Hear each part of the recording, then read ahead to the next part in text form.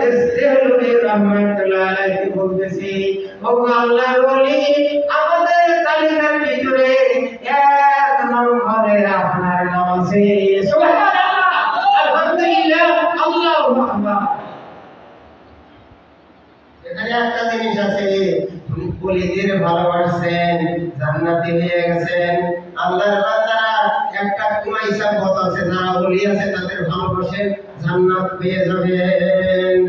ওলিদের আমি কি বলছেন, আমি ওলি নই, ওলিদেরকে ভালোবাসি।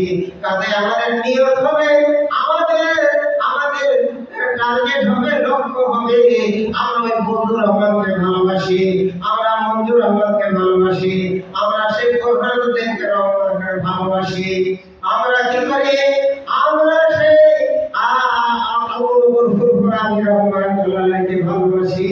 আমাদের নিয়ত হবে, আমরা আব্দুল কাদের জিলানী রহমাতুল্লাহের পাগল, তাদেরকে আমরা ভালোবাসি।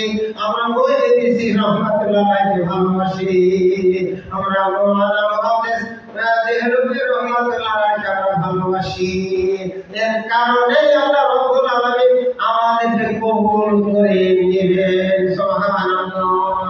আল্লাহর বান্দারা, আমার সময় শেষ, আমি এখন বক্তব্য শেষ করছি। গাড়ি ধরে দেখতেছেন, আমার ভুল হলে ক্ষমা করবেন। আল্লাহ পাক আমাদের আপনাদেরকে তৌফিক দান করেন। মহান দরবারকে আমরা জীবনে মরণে কবরে মৃত্যুর পরে এই দরবারে আসতে পারি। সবাই বলেন আমিন।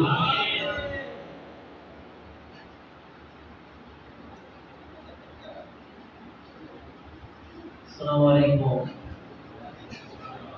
এরপরে এখানে যে ছেলেটা কোরআন পড়লেন, মাদ্রাসা আছেন কি? নামটা তো অনেকে